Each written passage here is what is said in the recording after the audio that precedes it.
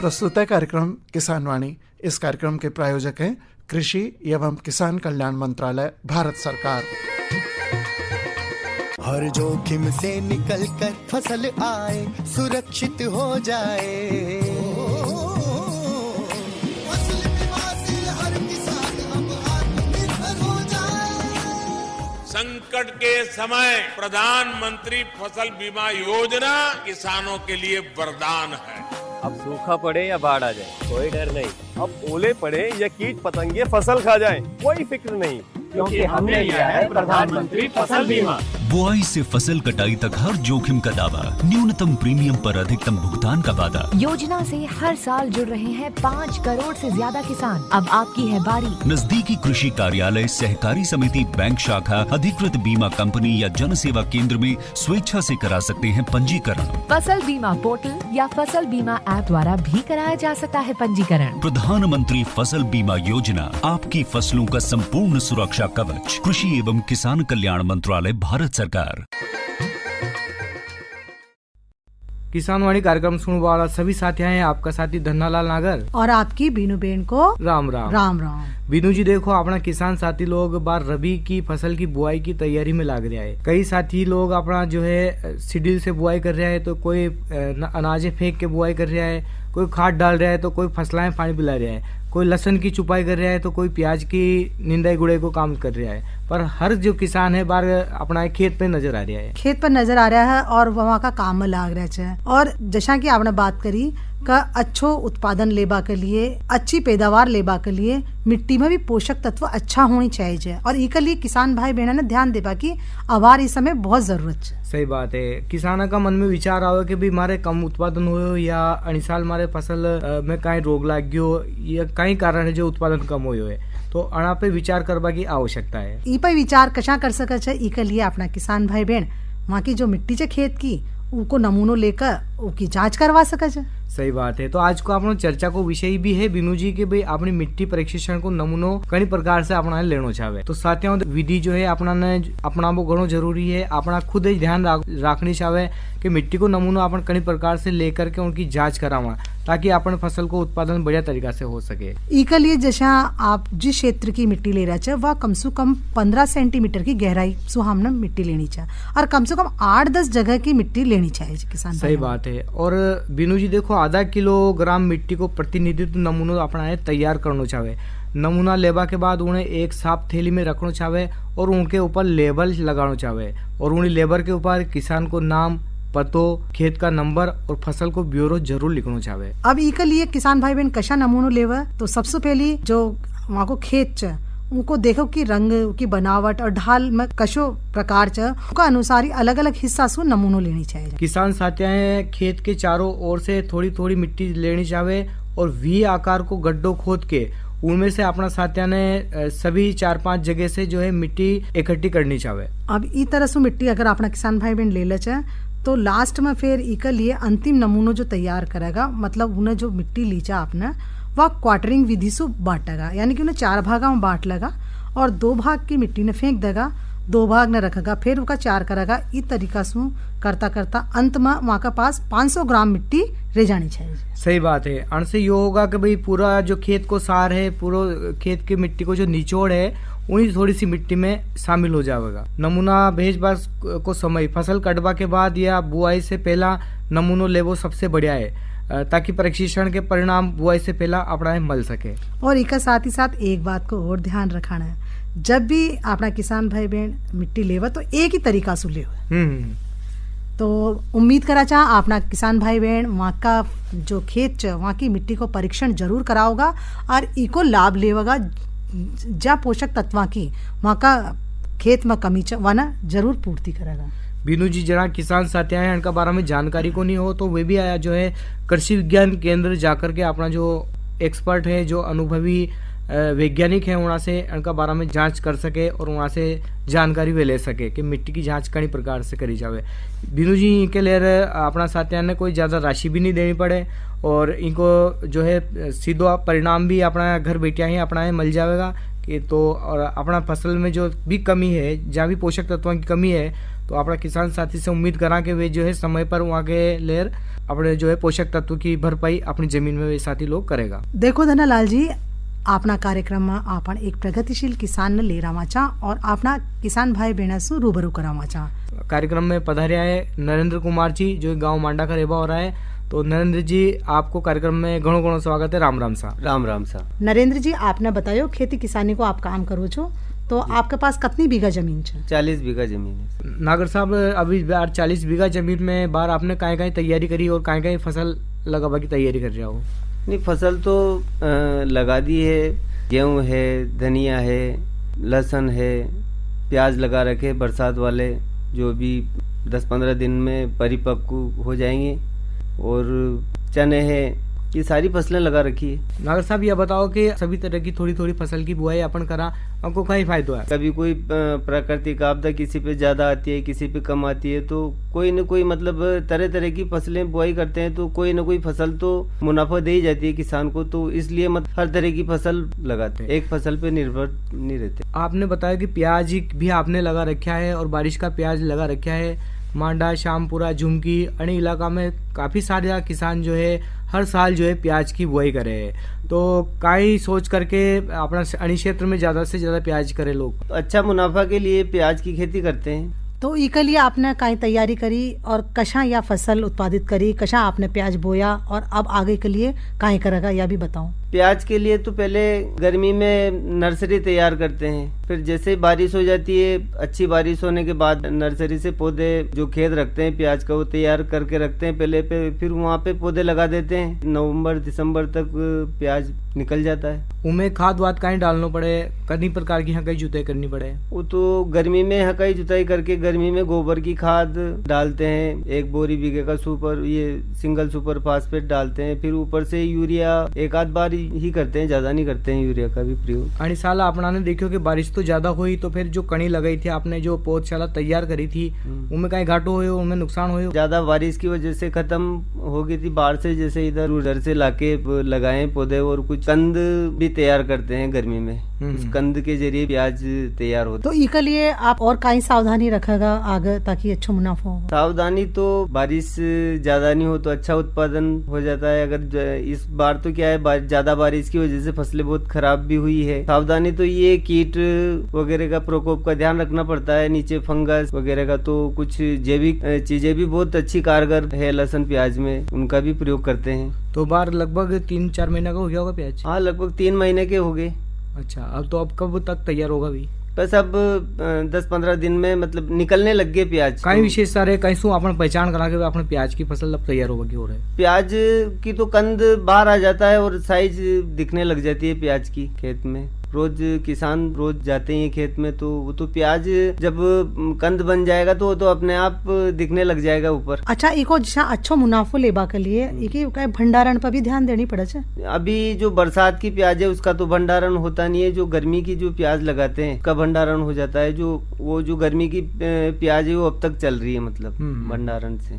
और यहाँ ने मार्केट में ले जावा के लिए कई प्रकार के प्रोसेस है, वे कहीं छटाई कटाई कई प्रकार से हुए? हाँ, वो तो एक बार खेत में से छटाई करके फिर एक जगह इकट्ठा करके फिर कटाई, और अभी जो बरसात की प्याज है वो तो हाथों हाथ बेचना पड़ता है। तो जैसे जयपुर मंडी है, इंदौर मंडी है, नीमच, मंदसौर, ये सभी जगह प्याज बिकते हैं। लगभग 1 बीघा में कितना उत्पादन प्राप्त कर सको आप? अब ये तो प्रकृति के ऊपर निर्भर है, बाकी 30-40 क्विंटल निकल जाता है अगर अच्छा उत्पादन हो तो। आपने बात करी लहसुन और कलौंजी भी आपने बाई है जी, तो इसके लिए आप क्या कर रहे हैं? इसके लिए पहले तो खेत की अच्छी हकाई जुताई होनी चाहिए। लहसुन के लिए जमीन सूखी होनी चाहिए, जमीन सूखी होगी तो रोग कम आएंगे। तो पहले जमीन को अच्छी सुखाने के बाद में फिर अच्छी हकाई जुताई करके फिर लहसुन की बुआई करते हैं। गोबर की खाद जो भी डालते हैं, रकोड़िया है वो डाल के, और फिर कुछ मतलब मजदूरों से भी बुआई करवाते हैं, और कुछ अगर ज्यादा बुआई करनी हो तो मशीन से बुआई करवाते हैं। सीडील से बुआई करावा में और अपना मजदूरा से चुपाई करावा से कतरो फायदो है, कतरो अंतर है, कई बात है? फायदे तो मजदूरों से कराने में तो 6-7 हजार रुपए बीघा का खर्चा आता है और मशीन तो 2,000 रुपए बीघे में बुआई कर देती है। फायदा तो मशीन से है, ज्यादा बड़े स्तर से खेती करने वाले तो मशीन से ही करवाते हैं। बाकी थोड़ा छोटा जो अपने मजदूर चुपाई करे उनसे थोड़ा सा उत्पादन में अंतर आता होगा? हाँ बिल्कुल आता है, मशीन से और मजदूरों की चुपाई में तो आता है, उत्पादन में तो फर्क पड़ता है। अपने लहसन की फसल है कतरो पानी की आवश्यकता है लगभग? लहसन की फसल को 6-7 पानी की आवश्यकता है। अभी थोड़ा दिन पहले जो बारिश हुई थी उनसे कतरो फायदा अपनी फसल है?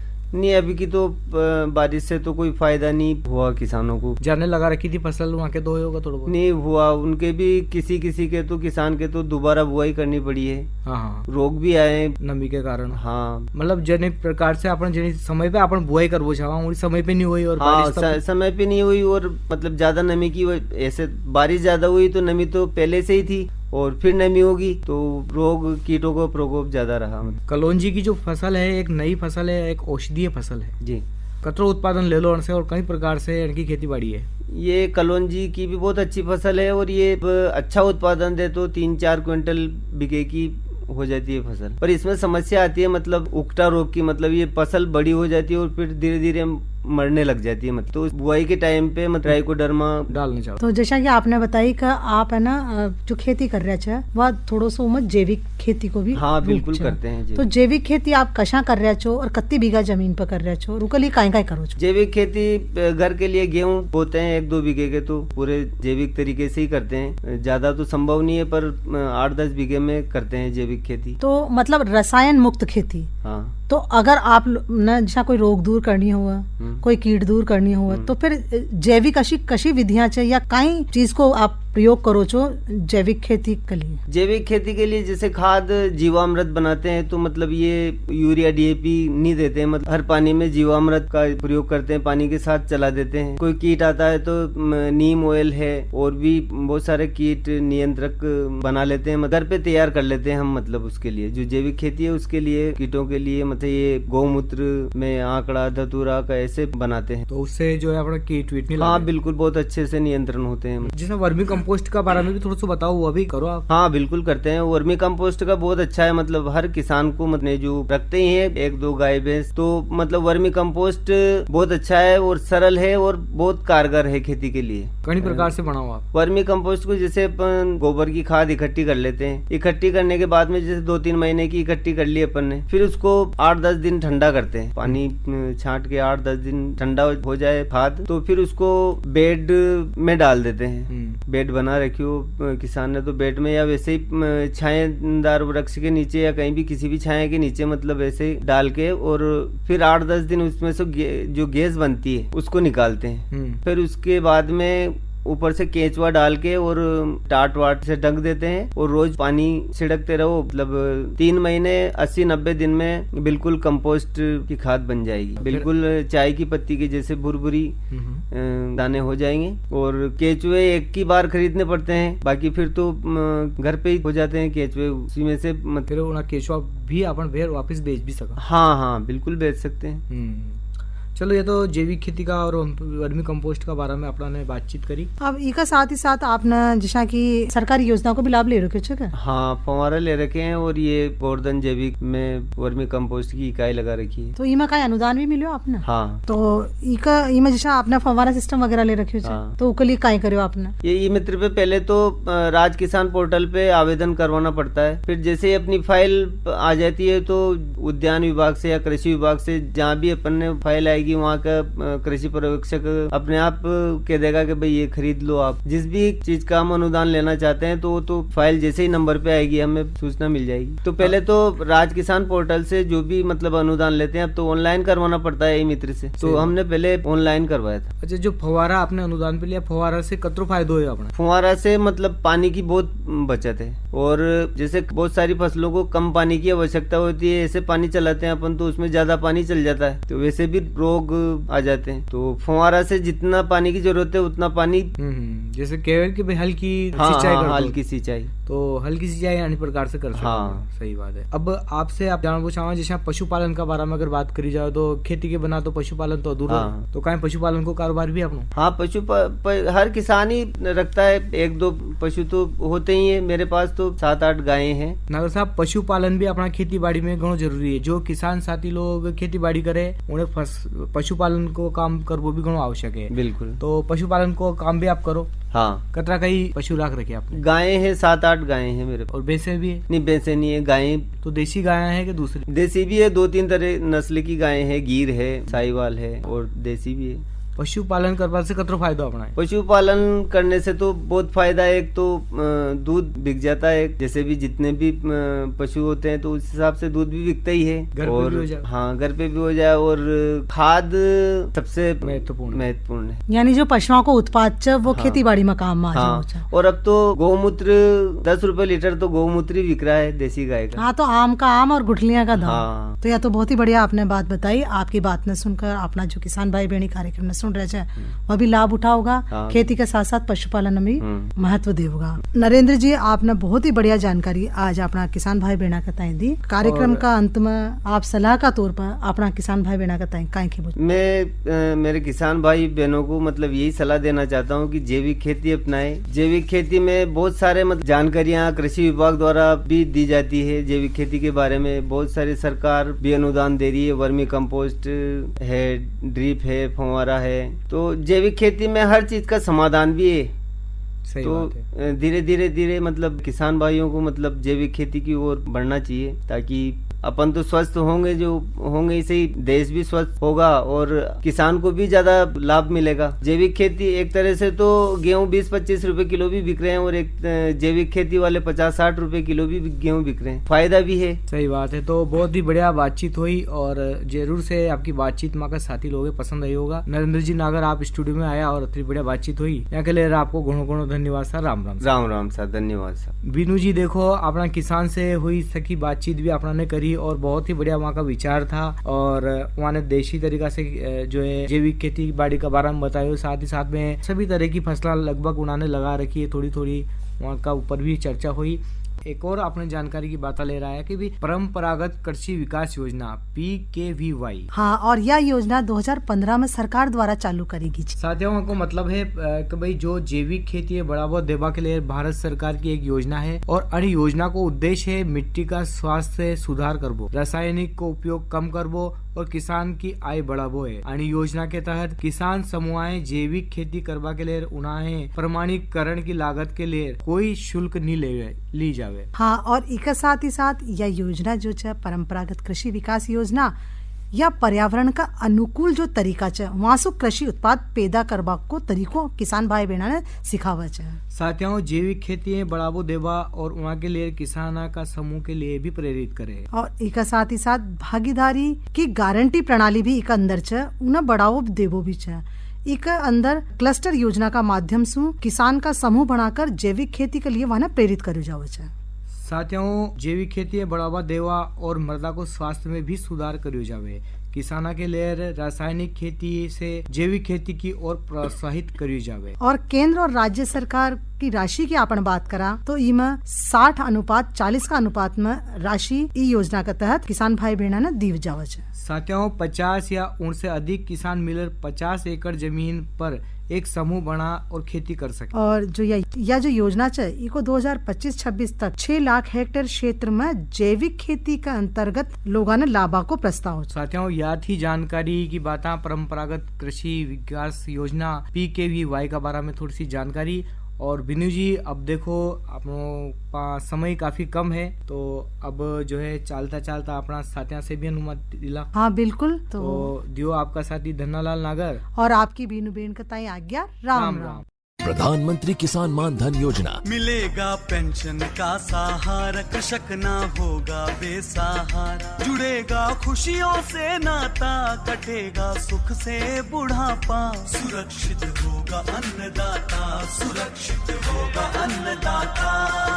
प्रधानमंत्री किसान मान धन योजना से लघु सीमांत किसानों का भविष्य होगा सुरक्षित और 60 वर्ष की आयु से 3,000 रूपए मासिक पेंशन होगी सुनिश्चित। 55 रूपए से 200 रूपए की मासिक किश्त देकर प्रवेश कर सकते हैं। 18 से 40 वर्ष तक के किसान इस अंशदायक योजना में सरकार देगी बराबर का योगदान। सभी किसान भाई बहन इस योजना के लाभ के लिए जन सेवा केंद्र में जाएं और अपना निशुल्क नामांकन कराएं। प्रधानमंत्री किसान मान धन योजना, अन्नदाता के परिश्रम को संबल, पेंशन से सुरक्षित उनका कर। कृषि एवं किसान कल्याण मंत्रालय, भारत सरकार द्वारा जनहित में जारी।